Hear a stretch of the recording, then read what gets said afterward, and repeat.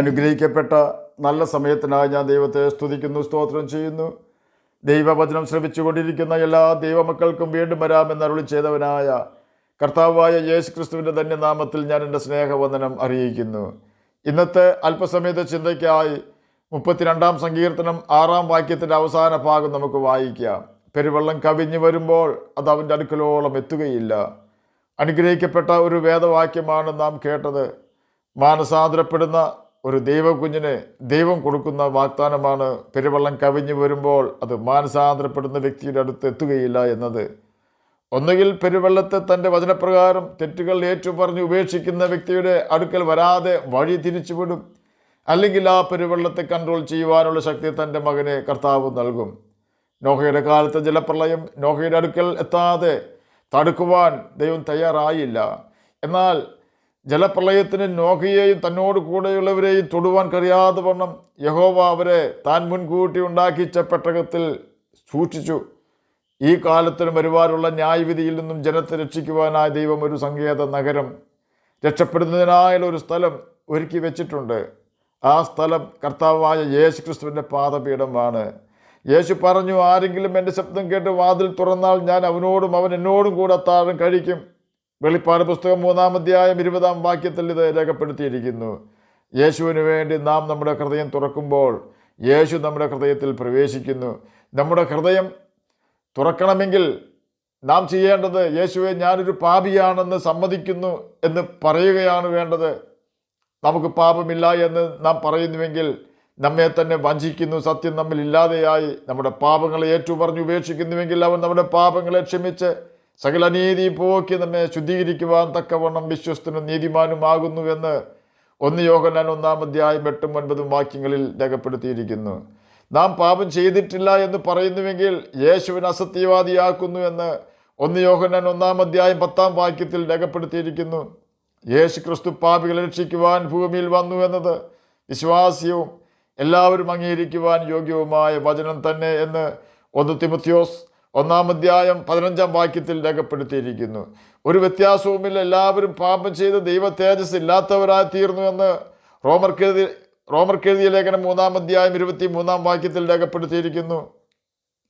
ഞാൻ പാപം ചെയ്തിട്ടില്ല എന്ന് പറയുന്ന വ്യക്തികൾ തങ്ങളുടെ പാപത്തെ ന്യായീകരിക്കുകയും മാനസാന്തരപ്പെടുവാൻ തയ്യാറാകാതെ പാപത്തിൽ തന്നെ ജീവിക്കുകയുമാണ് ചെയ്യുന്നതെന്ന് നാം ഓർക്കണം. നാം പാപം ചെയ്തിട്ടില്ലെങ്കിൽ നാം ഇരിക്കേണ്ടത് ദൈവം ഇപ്പോൾ ഇരിക്കുന്നത് പോലെയാണ്. കാരണം ദൈവം മനുഷ്യനെ സൃഷ്ടിച്ചത് ഇന്ന് മനുഷ്യർ ഇരിക്കുന്നത് പോലെയല്ല. പിന്നെയോ ദൈവ തേജസ്സിനാൽ ചുറ്റപ്പെട്ടവരായിട്ടായിരുന്നു. അന്ന് മനുഷ്യന് വസ്ത്രത്തിൻ്റെ ആവശ്യം ഉണ്ടായിരുന്നില്ല എന്ന് ബൈബിൾ പഠിപ്പിക്കുന്നു. അപ്രകാരം ദൈവ തേജസ് കൊടുത്തവരായി ഇന്ന് ആരെങ്കിലും ഭൂമിയിലുണ്ടെങ്കിൽ അവരെ നമ്മുടെ നഗ്ന നേത്രങ്ങൾ കൊണ്ട് കാണുവാൻ കഴിയുകയില്ല. കാരണം അത്രയ്ക്കും ശോഭയായിരിക്കും അവർക്ക്. കാരണം ദൈവം മനുഷ്യനെ സൃഷ്ടിച്ചത് ദൈവത്തിൻ്റെ സ്വരൂപത്തിലും സാദൃശ്യത്തിലുമായിരുന്നു എന്ന് ഉൽപ്പത്തി പുസ്തകം 1 അധ്യായം 26 വാക്യത്തിൽ രേഖപ്പെടുത്തിയിരിക്കുന്നു. ഇനി പറയൂ, പാപം ചെയ്യാതെ ഏതെങ്കിലും വ്യക്തികൾ ഭൂമിയിൽ ഉണ്ടോ ഇല്ലയോ എന്ന്. നമുക്ക് ദൈവത്തെ ഒരിക്കലും പറ്റിക്കുവാൻ കഴിയുകയില്ല. എന്നാൽ നമ്മുടെ പാപങ്ങളെ ന്യായീകരിക്കുവാൻ കഴിയും. ദൈവം അത് അംഗീകരിക്കുമെന്ന് നാം ചിന്തിക്കരുത്. തന്നെയുമല്ല, നാം നമ്മുടെ പാപം മൂലം മരിക്കുകയും ചെയ്യും. ഓർക്കുക, പാപത്തിൻ്റെ ശമ്പളം മരണമാണെന്ന് റോമർക്കെഴുതിയ ലേഖനം 6 അധ്യായം 23 വാക്യത്തിൽ രേഖപ്പെടുത്തിയിരിക്കുന്നു. നമ്മുടെ ദേഹി ശരീരത്തിൽ നിന്നും വേർപ്പെടുമ്പോൾ ഉണ്ടാകുന്ന മരണത്തെക്കുറിച്ചല്ല ഞാൻ പറയുന്നത്. പിന്നെയോ നമ്മുടെ പാപം മൂലം നമ്മുടെ ദേഹിയിൽ ദൈവത്തിൻ്റെ ആത്മാവ് നിർജീവ അവസ്ഥയിൽ ആവുകയും നമ്മുടെ ശരീരത്തിൽ നിന്നും നമ്മുടെ ദേഹി പുറത്തു പോകുമ്പോൾ നമ്മുടെ ദേഹിയിൽ നിന്നും ദൈവാത്മാവ് പുറത്തു പോവുകയും ചെയ്യുന്ന അവസ്ഥയാണ് പാപം ചെയ്യുന്ന വ്യക്തി മരിക്കും എന്ന് പറഞ്ഞാൽ അതിൻ്റെ അർത്ഥം. പാപത്തിൻ്റെ ശമ്പളം എന്നതുകൊണ്ട് ഉദ്ദേശിക്കുന്നത് നിത്യമരണം അഥവാ ഗന്ധകം കത്തുന്ന തീപ്പൊയ്ക പ്രാപിക്കും എന്നാണ് നാം മനസ്സിലാക്കേണ്ടത്. വെളിപ്പാട് പുസ്തകം 20 അധ്യായം 14 15 വാക്യങ്ങളിൽ ഇത് രേഖപ്പെടുത്തിയിരിക്കുന്നു. നമ്മുടെ ശരീരത്തിൽ നിന്നും നമ്മുടെ ദേഹി പുറത്തു പോകുന്ന അവസ്ഥയ്ക്ക് നിദ്ര പ്രാപിക്കുക എന്നാണ് ബൈബിൾ പഠിപ്പിക്കുന്നത്. ശരീരത്തിൽ നിന്നും നമ്മുടെ ദേഹി പുറത്തു പോകുമ്പോൾ നാം സാധാരണ പറയുന്നത് മരിച്ചു എന്നാണെങ്കിലും യേശു അതിനെക്കുറിച്ച് പറഞ്ഞിട്ടുള്ളത് എല്ലാവരും ദൈവത്തിൻ്റെ മുമ്പിൽ ജീവിച്ചിരിക്കുന്നുവല്ലോ എന്നാണ്. ലൂക്കോസ് എഴുതിയ സുവിശേഷം 20 അധ്യായം 38 വാക്യത്തിൽ ഇത് രേഖപ്പെടുത്തിയിരിക്കുന്നു. പാപം ചെയ്യുന്ന ദേഹി മരിക്കുമെന്ന് യെഹെസ്കേൽ പ്രവചനം 18-ാം അധ്യായം 20-ാം വാക്യത്തിൽ രേഖപ്പെടുത്തിയിരിക്കുന്നു. പാപത്തിൻ്റെ ശമ്പളം മരണമാണെന്ന് റോമർക്കെഴുതിയ ലേഖനം 6-ാം അധ്യായം 23-ാം വാക്യത്തിൻ്റെ ആദ്യ ഭാഗത്ത് രേഖപ്പെടുത്തിയിരിക്കുന്നു. പാപം ചെയ്യുന്ന വ്യക്തിക്ക് ദൈവവുമായുള്ള ബന്ധം നഷ്ടപ്പെടുകയും ജീവപുസ്തകത്തിൽ നിന്നും പേര് ദൈവം മായ്ച്ചു കളയുകയും ചെയ്യുന്നു. എന്നോട് പാപം ചെയ്യുന്നവൻ്റെ പേര് ഞാൻ എൻ്റെ പുസ്തകത്തിൽ നിന്നും മായ്ച്ചു കളയുമെന്ന് പുറപ്പാട് പുസ്തകം 32-ാം അധ്യായം 33-ാം വാക്യത്തിൽ രേഖപ്പെടുത്തിയിരിക്കുന്നു. നാം നമ്മുടെ പാപങ്ങളെ ഏറ്റുപറഞ്ഞ് ഉപേക്ഷിച്ച് മാനസാന്തരപ്പെടുമ്പോൾ നമ്മുടെ പേര് ജീവപുസ്തകത്തിൽ എഴുതുന്നു എന്ന് യേശു പഠിപ്പിച്ചു. ലൂക്കോസിൻ്റെ സുവിശേഷം 10-ാം അധ്യായം 20-ാം വാക്യത്തിൽ നമുക്കിത് വായിക്കുവാൻ കഴിയും. അന്ത്യന്യായവിധിയിൽ ജീവപുസ്തകത്തിൽ പേരെഴുതി കാണാത്ത ഏവനെയും തീ പൊയ്കയിൽ തള്ളിയിടും, ഇത് രണ്ടാമത്തെ മരണം എന്ന് വെളിപ്പാട് പുസ്തകം 20-ാം അധ്യായം 14-15 വാക്യങ്ങളിൽ രേഖപ്പെടുത്തിയിരിക്കുന്നു. മരണത്തെയും പാതാളത്തെയും തീ പൊയ്കയിൽ തള്ളിയിട്ടു. ഈ തീ പൊയ്ക രണ്ടാമത്തെ മരണം. ജീവപുസ്തകത്തിൽ പേരെഴുതി കാണാത്ത ഏവനെയും തീ പൊയ്കയിൽ തള്ളിയിടും. വെളിപ്പാട് പുസ്തകം 20-ാം അധ്യായം 14-15 വാക്യങ്ങളാണ് നാം കേട്ടത്. തീ പൊയ്ക രണ്ടാമത്തെ മരണമാണെങ്കിൽ ഒന്നാമത്തെ മരണമാണ് നാം പാപം ചെയ്യുമ്പോൾ ദൈവവുമായുള്ള ബന്ധം വിച്ഛേദിക്കപ്പെടുന്നു എന്നുള്ളത്. ആദാമിൻ്റെ പാപം മുതൽ സകല മനുഷ്യരിലേക്കും ആ പാപം വ്യാപരിക്കുന്നതിനാൽ നാം ഒരു പാപവും ചെയ്തില്ല എങ്കിലും ആദാമിൻ്റെ പാപം മൂലം നാമും പാപികളാണ് എന്ന് നാം മനസ്സിലാക്കണം. അങ്ങനെ മരിച്ച വ്യക്തികൾക്ക് ഇന്ന് സങ്കടപ്പെടുവാൻ ആവശ്യമില്ല. കാരണം സകല മനുഷ്യരുടെയും പാപങ്ങൾക്ക് പരിഹാരം വരുത്തുവാൻ കർത്താവായ യേശു ക്രിസ്തു കാൽവരി ക്രൂശിൽ യാഗമായി തീർന്നിട്ടുണ്ട്. അവനവൻ്റെ അവസാന തുള്ളി രക്തം വരെ നമ്മുടെ പാപങ്ങൾക്ക് വേണ്ടി കാൽവരി ക്രൂശിൽ ചൊരിഞ്ഞു തന്നിട്ടുണ്ട്. ആ യേശുവിൻ്റെ ക്രൂശ് മരണം എൻ്റെ പാപങ്ങൾക്ക് വേണ്ടിയായിരുന്നു എന്ന് വിശ്വസിക്കുകയും ആ യേശുവിൻ്റെ അടുക്കൽ പാപങ്ങളെ ഏറ്റു പറഞ്ഞ് വീണ്ടും പാപം ചെയ്യാതെ ജീവിക്കുവാൻ നാം തീരുമാനം എടുക്കുകയും ചെയ്യാമെങ്കിൽ നിശ്ചയമായും വീണ്ടും ദൈവസാന്നിധ്യം അനുഭവിക്കുവാൻ നമുക്ക് ഇടവരുന്നു. കാരണം പാപങ്ങളാലും അതിക്രമങ്ങളാലും മരിച്ചവരായിരുന്ന നമ്മുടെ ആത്മാവ് ജീവിക്കുന്ന നിർജീവ അവസ്ഥയിൽ നിന്നും മരിച്ച അവസ്ഥയിൽ നിന്നും ഉറങ്ങിയ അവസ്ഥയിൽ നിന്നും വീണ്ടും ജീവിച്ചു എന്നതിനാലാണ് അത്. ഇങ്ങനെ പാപം മൂലം മരിച്ച നമ്മുടെ ആത്മാവ് വീണ്ടും ജീവിച്ച് ദൈവസാന്നിധ്യം തിരിച്ചറിയുവാൻ സാധിക്കുന്ന അവസ്ഥയ്ക്കാണ് വീണ്ടും ജനനം എന്ന് പറയുന്നത്.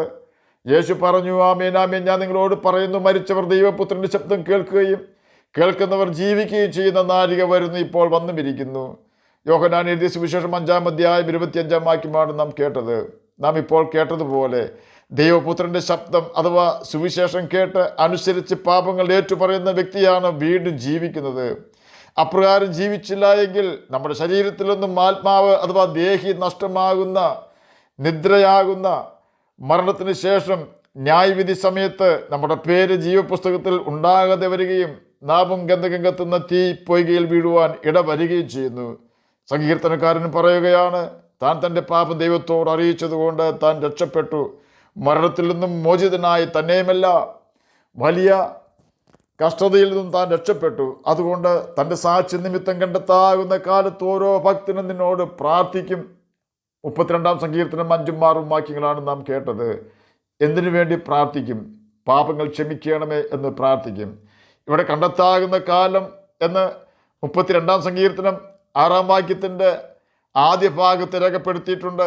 ആ കാലം നാം ഓരോരുത്തരുടെയും ജീവകാലമാണെന്ന് പറഞ്ഞാൽ തെറ്റില്ല. പാപം ചെയ്യുവാനും മോശമായ ജീവിതം നയിക്കുവാനും വ്യഭിചരിക്കുവാനും മോഷ്ടിക്കുവാനും മദ്യം കഴിക്കുവാനും വിഗ്രഹാരാധന നടത്തുവാനും മരിച്ചവരോട് പ്രാർത്ഥിക്കുവാനും മരിച്ചവർക്ക് വേണ്ടി പ്രാർത്ഥിക്കുവാനും നുണ പറയുവാനും സകലവിധം മ്ലേച്ഛതകളും ചെയ്യുവാനും മനുഷ്യന് അധികാരമുണ്ട്.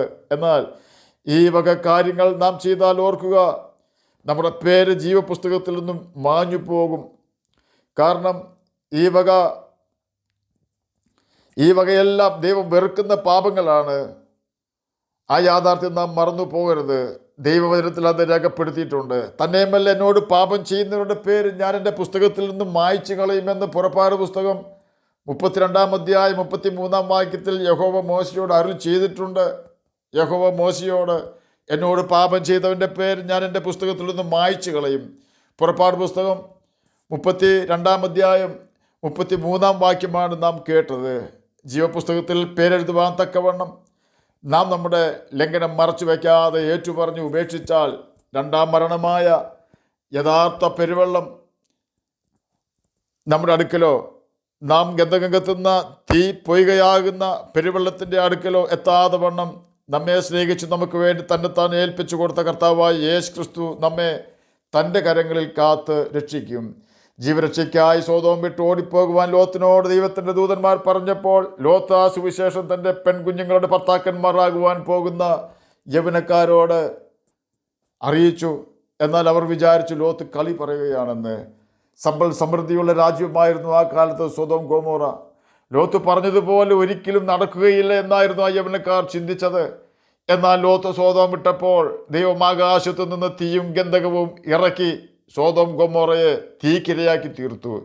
ഇനിയും പാപത്തിൽ രസിക്കുവാൻ ആഗ്രഹിക്കുന്ന വ്യക്തികൾക്ക് വേണ്ടി ആകാശത്തു നിന്ന് തീയും ഗന്ധകവും ഇറക്കിയല്ല ന്യായം വിധിക്കുവാൻ ദൈവം നിശ്ചയിച്ചിട്ടുള്ളത്.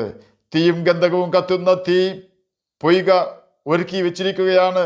പാപത്തിൽ രസിച്ച് ദൈവത്തെ നിന്ദിക്കുകയും ദൈവവചനത്തെ പുറകിൽ എറിഞ്ഞു കളയുകയും ചെയ്യുന്ന വ്യക്തികളെ അങ്ങോട്ട് എറിഞ്ഞു കളയുകയാണ് ദൈവം ചെയ്യുന്നത്. എന്നാൽ നാം യേശുവിൻ്റെ വചനം അനുസരിക്കുകയും സകല പാപങ്ങളും യേശുവിനോട് മാത്രം ഏറ്റുപറഞ്ഞ് ഉപേക്ഷിക്കുകയും ചെയ്താൽ ഗന്ധകം കത്തുന്ന തീ പൊയ്ക നമ്മുടെ മുമ്പിൽ വഴി മാറുക തന്നെ ചെയ്യും. ആകയാൽ നമുക്ക് യേശുവിനെ നമ്മുടെ ജീവിത പടകിലേക്ക് ഇന്ന് തന്നെ സ്വീകരിക്കാം. ബൈബിൾ വായിക്കുകയും അനുസരിക്കുകയും ചെയ്തുകൊണ്ട് നമ്മുടെ പേര് ജീവപുസ്തകത്തിൽ ദൈവത്തെ കൊണ്ട് എഴുതിപ്പിക്കുകയും അതിനുശേഷം നമ്മുടെ പേര് ജീവപുസ്തകത്തിൽ നിന്നും ദൈവം മായ്ച്ച് കളയുന്നില്ല എന്ന് ഉറപ്പ് വരുത്തി ജീവിക്കുകയും നിത്യജീവന അവകാശികളായി നമുക്ക് തീരുകയും ചെയ്യാം. അതിന് കർത്താവ് നമ്മെ സഹായിക്കട്ടെ എന്ന് പ്രാർത്ഥിച്ചുകൊണ്ട് ഞാൻ എൻ്റെ വാക്കുകളിൽ നിന്ന് വിരമിക്കുന്നു. നമുക്ക് പ്രാർത്ഥിക്കാം. ഞങ്ങളെ സ്നേഹിക്കുന്ന സ്വർഗീയ പിതാവേ, നല്ല വചനത്തിനായി അങ്ങയെ സ്തുതിക്കുന്നു, സ്തോത്രം ചെയ്യുന്നു. എന്നെ കേൾക്കുന്ന ഏതെങ്കിലും പ്രിയപ്പെട്ടവർ സമാധാനമില്ലാത്തവരായിരിക്കുന്നെങ്കിൽ അങ്ങ് അവർക്ക് സമാധാനം കൊടുക്കണമേ. അങ്ങയുടെ വചനം വായിക്കുവാനും ഗ്രഹിക്കുവാനും അതനുസരിച്ച് ജീവിപ്പാനും അടിയനെയും അടിയനെ കേൾക്കുന്ന അങ്ങയുടെ കുഞ്ഞുങ്ങളെ സഹായിക്കണമേ. പഠിക്കുന്ന കുഞ്ഞുങ്ങൾക്ക് പഠിക്കുവാനുള്ള ബുദ്ധിയും ജ്ഞാനവും ഓർമ്മശക്തിയും കൊടുക്കണമേ. പ്രാർത്ഥന കേട്ടതിനായി സ്തോത്രം. യേശുവിൻ്റെ നാമത്തിൽ തന്നെ ആമേൻ. കർത്താവ് എല്ലാവരെയും അനുഗ്രഹിക്കട്ടെ. സ്തോത്രം.